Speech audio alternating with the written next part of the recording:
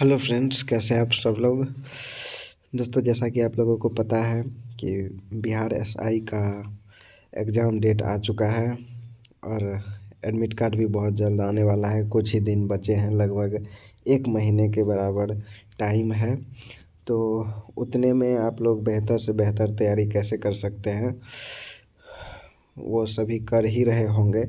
तो उस समय बिहार स्पेशल से बिहार दरोगा में जो है सो बहुत सारे क्वेश्चंस पूछे जाते हैं और अच्छे अच्छे क्वेश्चंस पूछे जाते हैं।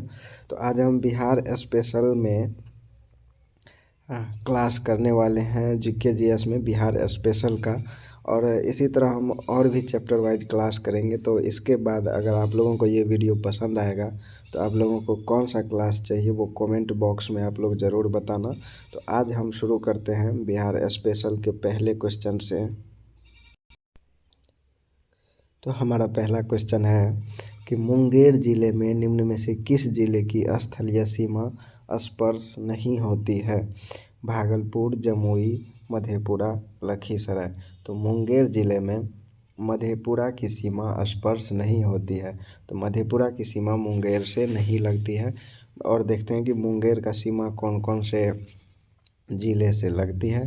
तो मुंगेर की जो सीमा है वह उत्तर में खगड़िया से मिलती है, पूरब में भागलपुर से, दक्षिण में जमुई और बांका से, और पश्चिम में लखीसराय और बेगूसराय से मिलती है। बढ़ते अगले क्वेश्चन की तरफ।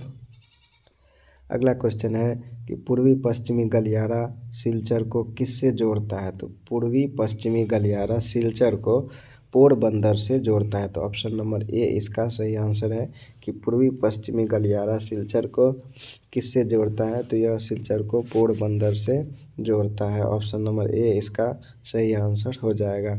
और इसका व्याख्या भी आप लोग ज़रूर देखिए, क्योंकि इससे भी बहुत ज़्यादा हेल्प मिलेगी। बहुत सारी पॉइंट आप लोगों को याद करने के लिए मिलेंगे इसमें से। कि पूर्वी पश्चिमी गलियारा भारत में असम के सिलचर को गुजरात के पोरबंदर से जोड़ता है। यह राष्ट्रीय राजमार्ग विकास परियोजना का एक हिस्सा है। इसकी लंबाई लगभग 3300 मीटर है और यह असम, पश्चिम बंगाल, बिहार, उत्तर प्रदेश, मध्य प्रदेश, राजस्थान और गुजरात राज्यों से होकर गुजरता है। तो यह भी पूछ सकता है कि पूर्वी पश्चिमी गलियारा किस किस राज्यों से होकर गुजरता है। तो इसको आप लोग याद ज़रूर कर लेना।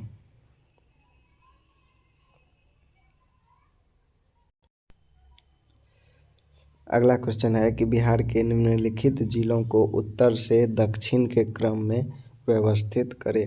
तो बिहार के जिलों को उत्तर से दक्षिण के रूप में व्यवस्थित करना है। तो अगर आप लोग देखेंगे तो बिहार के मैप में तो सबसे उत्तर में ऑप्शन के अनुसार आप लोगों को गोपालगंज मिल जाएगा, और उसके नीचे सिवान, और फिर बक्सर, और सबसे नीचे रोहतास मिलेगा। तो ऑप्शन नंबर डी इसका सही आंसर हो जाएगा। बढ़ते हैं अगले क्वेश्चन की तरफ।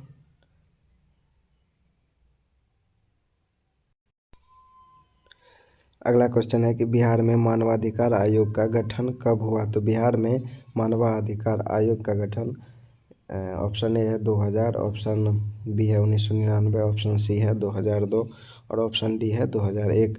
तो बिहार में मानवाधिकार आयोग का गठन 2000 ईस्वी में हुआ था। तो ऑप्शन नंबर ए इसका सही आंसर हो जाएगा कि बिहार में मानवाधिकार आयोग का गठन कब हुआ था। तो 2000 ईस्वी में हुआ था। जैसा कि आप इसके व्याख्या में भी देख सकते हैं कि बिहार राज्य मानवाधिकार आयोग की स्थापना जनवरी 2000 में हुई थी, लेकिन जून 2008 में इसका औपचारिक गठन हुआ था।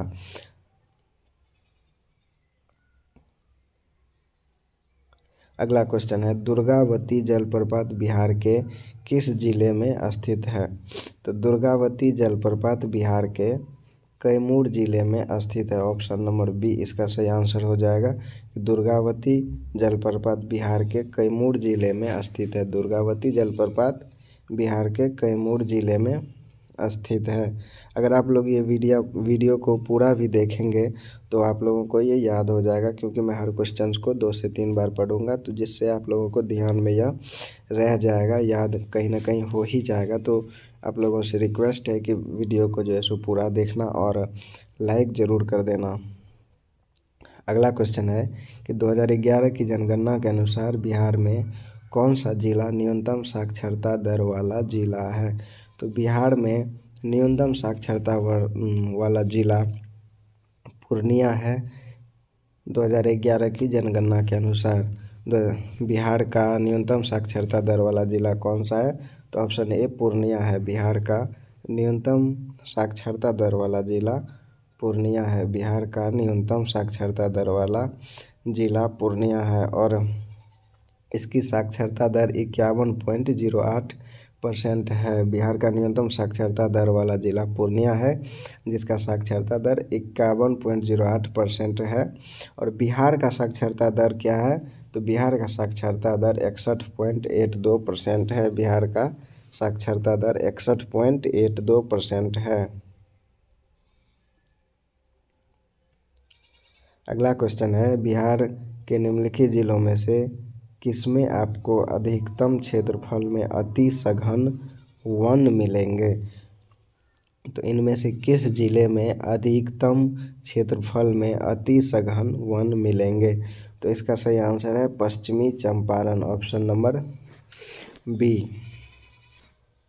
वन स्थिति रिपोर्ट 2021 के अनुसार बिहार में सर्वाधिक अति सघन क्षेत्रफल वाला जिला पश्चिमी चंपारण है।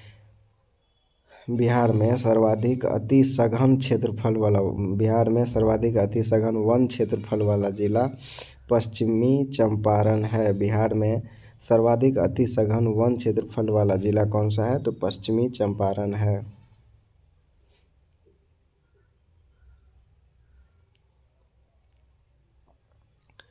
अगला क्वेश्चन है, बिहार का निम्नलिखित में से कौन सा जिला स्वर्ण खनिजों के उत्पादकों की सूची में है। इनमें से कौन सा जिला स्वर्ण खनिजों के उत्पादकों की सूची में है। तो जमुई जिला जो है सो स्वर्ण उत्पादकों की सूची में आता है। बिहार के जमुई जिले में स्वर्ण भंडार स्थित है और यहाँ देश के 44% स्वर्ण भंडार होने का अनुमान है। जमुई में कितना प्रतिशत स्वर्ण भंडार होने का अनुमान है। तो 44%। और बिहार के कौन से जिले में स्वर्ण भंडार स्थित है। तो बिहार के जमुई जिले में स्वर्ण भंडार स्थित है। अगला क्वेश्चन है, निम्नलिखित जिलों में कौन सा उत्तरी पश्चिमी जलोढ़ या दोमट मैदानों का भाग नहीं है।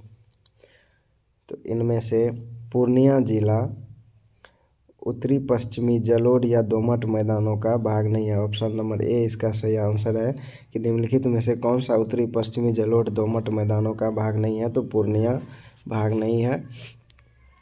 मुजफ्फरपुर, बेगूसराय तथा समस्तीपुर बिहार के उत्तरी पश्चिमी जलोढ़ मैदानों के अंतर्गत आते हैं।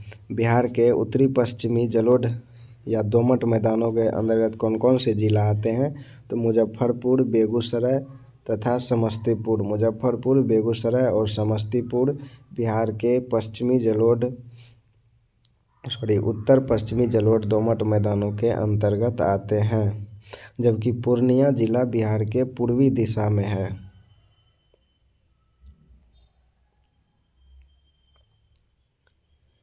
अगला क्वेश्चन है, प्राचीन मगध राज्य की प्रथम राजधानी कौन सा शहर था।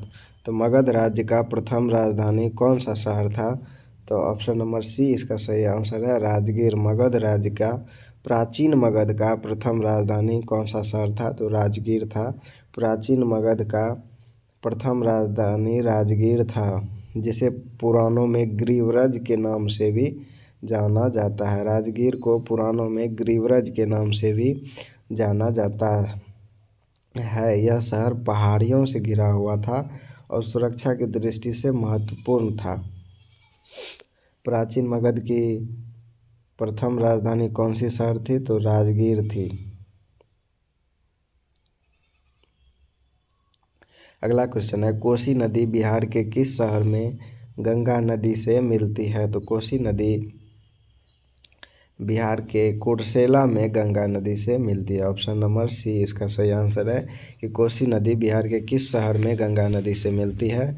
तो कोसी नदी कुर्सेला में बिहार के गंगा नदी में मिलती है। कोसी नदी बिहार के कुर्सेला में गंगा नदी से मिलती है। कोसी नदी बिहार के किस शहर में गंगा नदी से मिलती है? तो कोसी नदी कुर्सेला में गंगा नदी से मिलती है। और कुर्सेला कहाँ है? तो कुर्सेला कटिहार जिले में स्थित है। कोसी नदी बिहार के कटिहार जिले के कुर्सेला में गंगा नदी से मिलती है।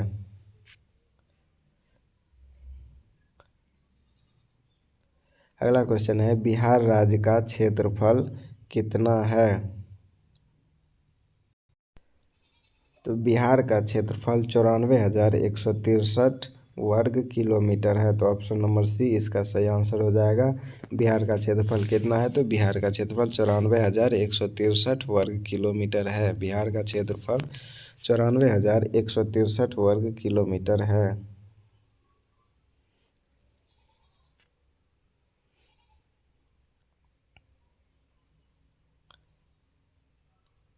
अगला क्वेश्चन है कि बिहार में प्रचलित कीमतों पर 2011-12 के अनुसार 2019-20 में विशुद्ध राज्य घरेलू उत्पाद की संवृद्धि दर क्या थी? तो इसका सही आंसर है 15.6%। बिहार में प्रचलित कीमतों पर 2019-20 में विशुद्ध राज्य घरेलू उत्पाद की संवृद्धि दर 15.6% था।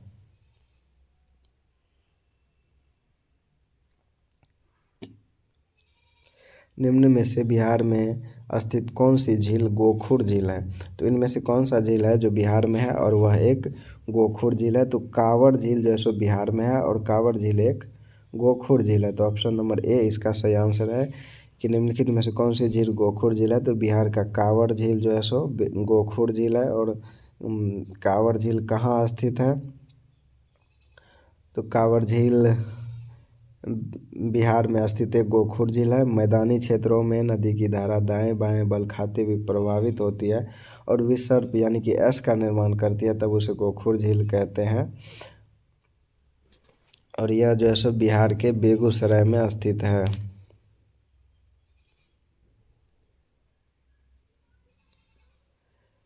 अगला क्वेश्चन है निम्न में से कौन सी नदी कोसी की सहायक नदी नहीं है? तो इनमें से कौन सी नदी कोसी की सहायक नदी है नहीं है? तो बूढ़ी गंडक जो है सो कोसी की सहायक नदी नहीं है। तो ऑप्शन नंबर सी इसका सही आंसर हो जाएगा। जबकि दूध कोसी, इंद्रावती और तमा कोसी यह कोसी नदी की सहायक नदी है।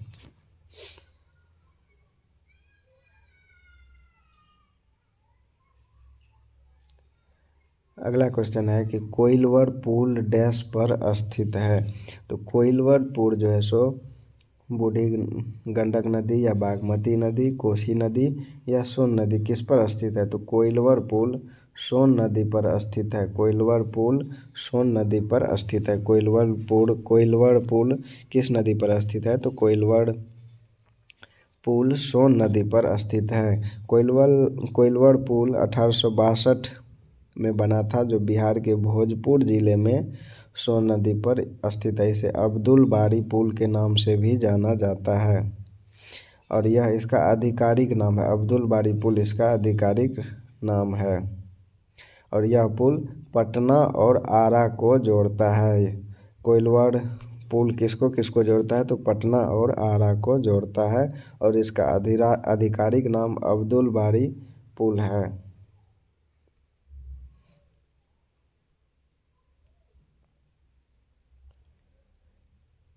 अगला क्वेश्चन है बिहार के कौन से राज्यपाल भारत के राष्ट्रपति बने थे? तो इनमें से बिहार के कौन से राज्यपाल भारत के राष्ट्रपति बने थे? तो ऑप्शन नंबर डी इसका सही आंसर है कि रामनाथ कोविंद जो थे वह एक राज्यपाल थे और वह भारत के राष्ट्रपति बने। तो ऑप्शन नंबर डी इसका सही आंसर हो जाएगा।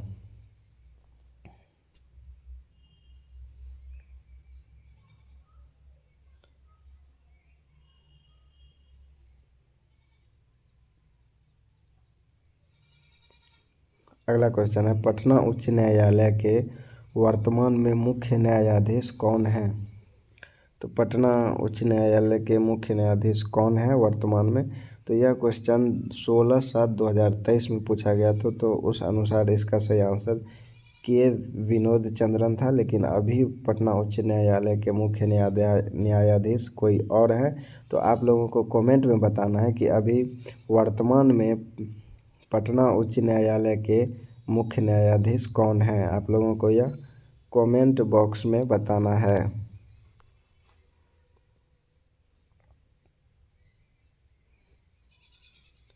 अगला क्वेश्चन है, हाल ही में बिपरजॉय खबरों में था, वह क्या है? तो बिपरजॉय क्या है? तो बिपरजॉय एक चक्रवात है। ऑप्शन नंबर डी इसका सही आंसर हो जाएगा कि बिपरजॉय क्या है। तो बिपरजॉय एक चक्रवात है जो अरब सागर में आया था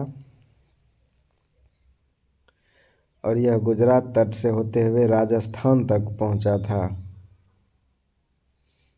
इसका नामकरण किसने किया था? बिपरजॉय नामकरण बांग्लादेश ने किया था।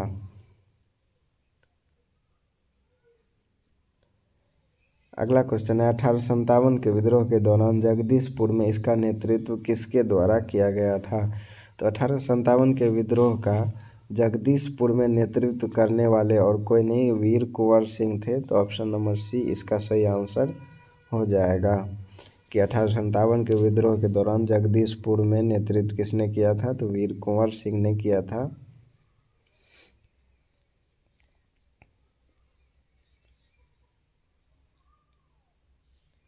अगला क्वेश्चन है कि किस वर्ष में बिहार को राज्य का दर्जा मिला और पटना राजधानी मिली? तो बिहार को किस वर्ष राज्य का दर्जा मिला और पटना इसकी राजधानी बनी? तो 1936 ईस्वी में बिहार को राज्य का दर्जा मिला। 1 अप्रैल 1936 ईस्वी को बिहार को उड़ीसा से अलग किया गया था और उसके बाद इसकी राजधानी पटना बनाई गई थी।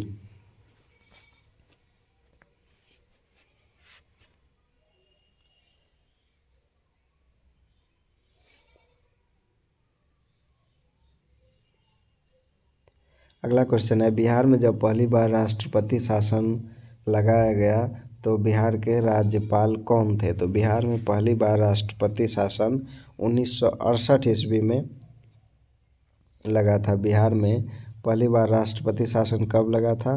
तो 1968 ईस्वी में 29 जून 1968 को लगा था और उस समय बिहार के राज्यपाल नित्यानंद कानूनगो थे। तो इसका आंसर ऑप्शन नंबर सी हो जाएगा। और अगर पूछे कि बिहार में पहली बार राष्ट्रपति शासन कब लगा था, तो 29 जून 1968 ईस्वी को बिहार में पहली बार राष्ट्रपति शासन लगा था और उस समय बिहार के राज्यपाल नित्यानंद कानूनगो थे। और 1968 से अब तक बिहार में 8 बार राष्ट्रपति शासन लगाया गया है। बिहार में अब तक कितनी बार राष्ट्रपति शासन लगा है? तो 8 बार। और बिहार में पहली बार राष्ट्रपति शासन 29 जून 1968 को लगा था और उसमें बिहार के राज्यपाल नित्यानंद कानूनगो थे।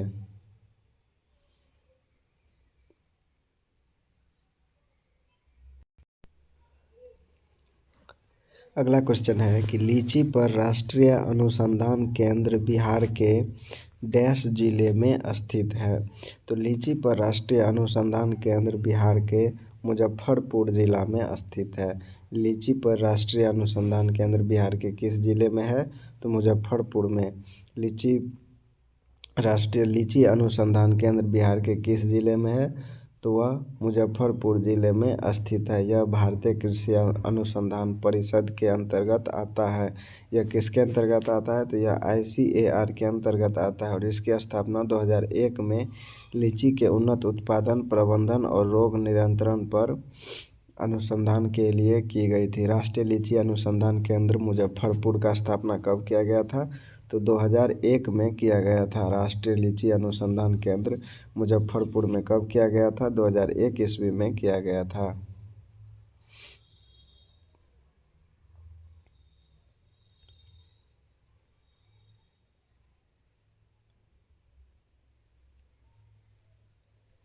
अगला क्वेश्चन है कि Bihar state power transmission limited ने तीसरे एलडीसी उत्कृष्टता पुरस्कार 2023 में किस श्रेणी में जीता था? तो इसका सही आंसर है option number B, medium load dispatch centre में।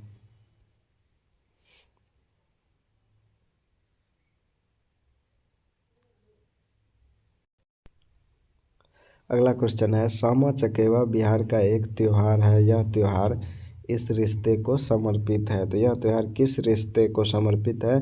तो सामा चकेवा माँ बेटी, माँ बेटा, या फिर ऑप्शन नंबर सी है भाई बहन, ऑप्शन नंबर डी है पति पत्नी। तो यह त्योहार भाई बहन के लिए मनाया जाता है, भाई बहन के बीच मनाया जाता है। तो ऑप्शन नंबर सी इसका सही आंसर हो जाएगा कि सामा चकेवा भाई बहन के रिश्ते को समर्पित है। अगला क्वेश्चन है, एशिया का सबसे बड़ा पशु मेला कहाँ लगता है? तो एशिया का सबसे बड़ा पशु मेला बिहार के सोनपुर में लगता है। एशिया का सबसे बड़ा पशु मेला बिहार के सोनपुर में लगता है और यह मेला गंगा नदी तथा गंडक नदी के संगम पर लगता है और नवंबर दिसंबर में आयोजित होता है।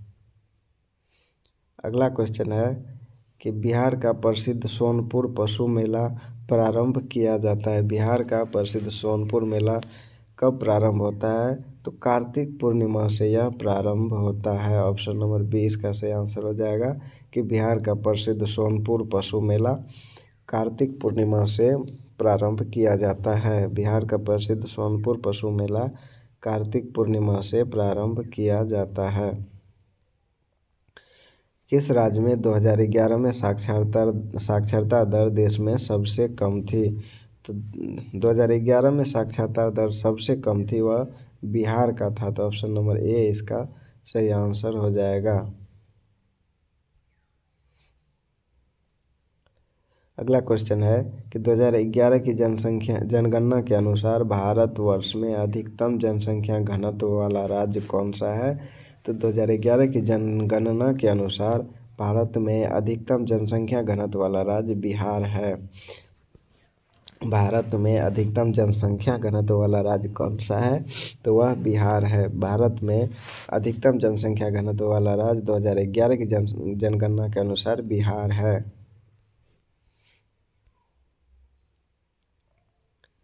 अगला क्वेश्चन है कि जलालगढ़ किला बिहार के किस जिले में स्थित है? तो जलालगढ़ किला बिहार के पूर्णिया जिले में स्थित है। जलालगढ़ किला कहाँ स्थित है? तो बिहार के पूर्णिया जिले में स्थित है। जलालगढ़ किला कहाँ स्थित है? तो बिहार के पूर्णिया जिला में स्थित है।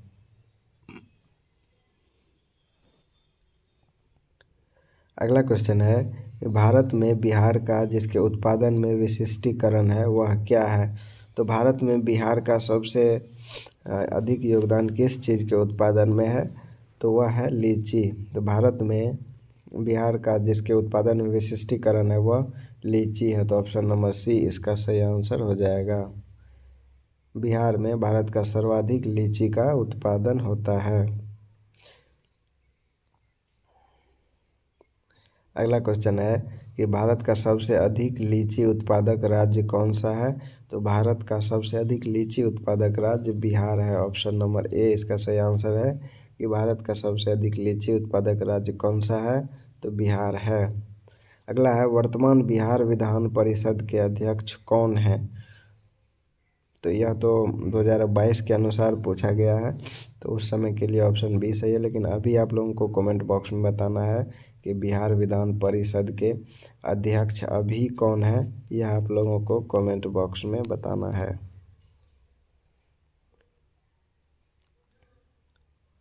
अगला क्वेश्चन है, बैलाडीला श्रेणी किस जिले में स्थित है?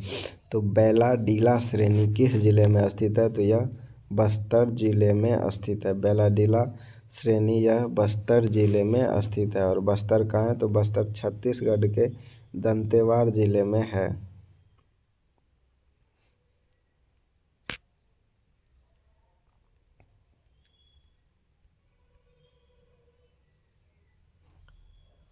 अगला क्वेश्चन है, राज्य पुनर्गठन आयोग 1956 की सिफारिशों के बाद बिहार विधानसभा के निर्वाचन सदस्यों की संख्या क्या थी? तो इसका सही आंसर है ऑप्शन नंबर ए 318।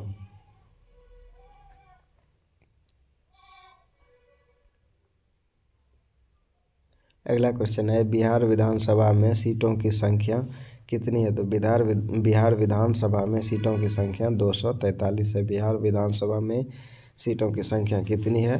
तो 243 है। बिहार विधानसभा में सीटों की संख्या 243 है। वर्ष 2000 में बिहार से बनाए गए झारखंड राज्य के निर्माण के बाद बिहार विधानसभा की सदस्य संख्या क्या थी? तो वर्ष 2000 में बिहार से बनाए गए झारखंड राज्य के निर्माण के बाद बिहार विधानसभा में सदस्य की संख्या 243 थी। Option number D. अगला क्वेश्चन है बिहार में क्रियान्वित की जा रही अंत्योदय अन्न योजना का उद्देश्य क्या है? तो इसका उद्देश्य चयनित परिवारों को सस्ता गेहूं और चावल आवंटित कराना है। तो इसका सही आंसर ऑप्शन नंबर सी हो जाएगा।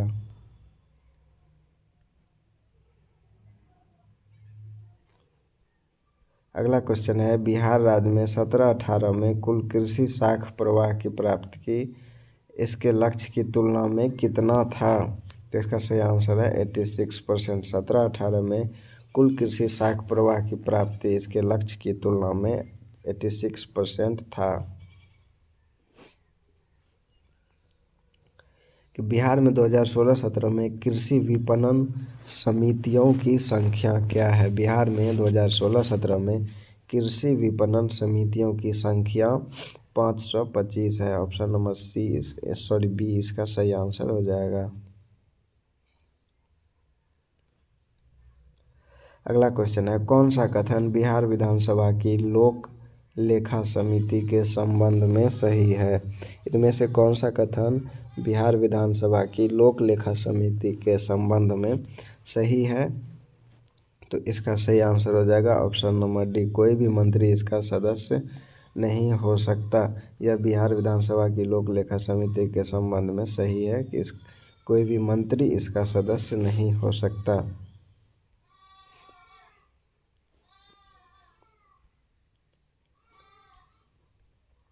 अगला क्वेश्चन है बिहार राज्य में वर्ष 2016-17 में नकदी फसलों व श्रेणी के अंतर्गत कौन सी फसल सबसे अधिक क्षेत्र में उगाई गई? तो इसका सही आंसर है तंबाकू। Option number D. 2016-17 में नकदी फसलों व श्रेणी के अंतर्गत तंबाकू सबसे अधिक क्षेत्र में उगाई गई।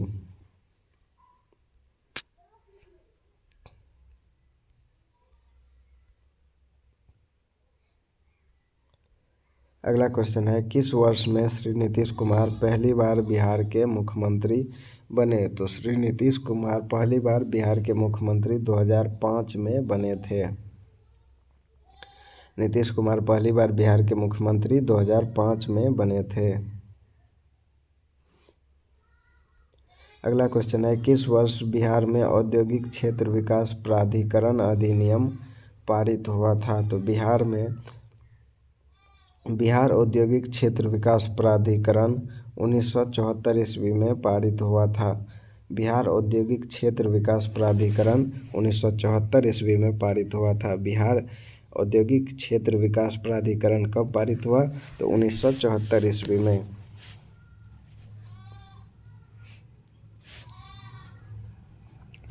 अगला है बिहार राज्य विधानमंडल में प्राक्कलन समिति के सदस्यों का कार्यकाल क्या है? बिहार राज्य विधानमंडल में प्राक्कलन समिति के सदस्यों का कार्यकाल 2 वर्ष का होता है। प्राक्कलन समिति के सदस्यों का कार्यकाल 2 वर्ष का होता है।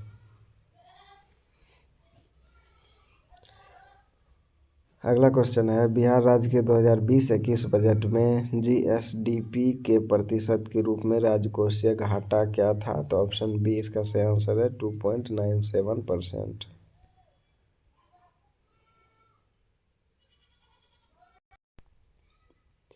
अगला क्वेश्चन है बिहार सरकार की युक्ति योजना का उद्देश्य क्या है? तो बिहार सरकार की युक्ति योजना का उद्देश्य सुरक्षित गर्भपात की सेवा प्रदान करना है। तो ऑप्शन नंबर ए इसका सही आंसर है कि युक्ति योजना का उद्देश्य सुरक्षित गर्भपात की सेवा प्रदान करना है।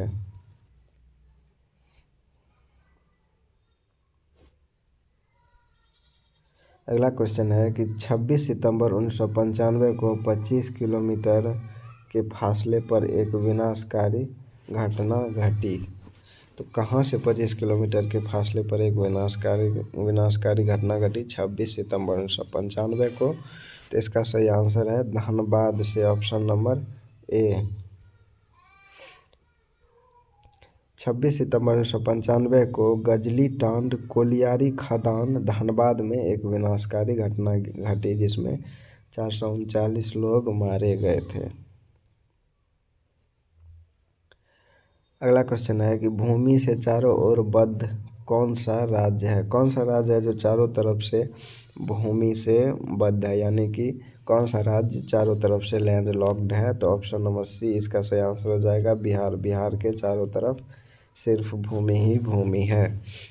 बिहार किसी भी नदी के किनारे नहीं है।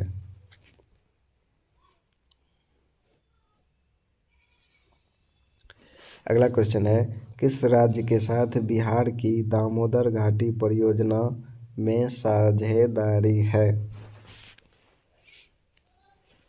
तो इसका सही आंसर है ऑप्शन नंबर डी, पश्चिम बंगाल। तो किस राज्य के साथ बिहार की दामोदर घाटी परियोजना में साझेदारी है? तो इसका सही आंसर है ऑप्शन नंबर डी, पश्चिम बंगाल। दोस्तों इसमें लगभग 100 से ज़्यादा क्वेश्चंस हैं। तो अगला क्वेश्चन हम अगले वीडियो में 52 नंबर से करेंगे। तो आज के लिए बस इतना ही। तो वीडियो को लाइक ज़रूर कर दीजिए, ये आप लोगों से एक रिक्वेस्ट समझ लीजिए। और आप लोगों को अगर वीडियो पसंद आया है तो चैनल को सब्सक्राइब ज़रूर कर लीजिए। मिलेंगे अगले वीडियो में, तब तक के लिए धन्यवाद। Thank you.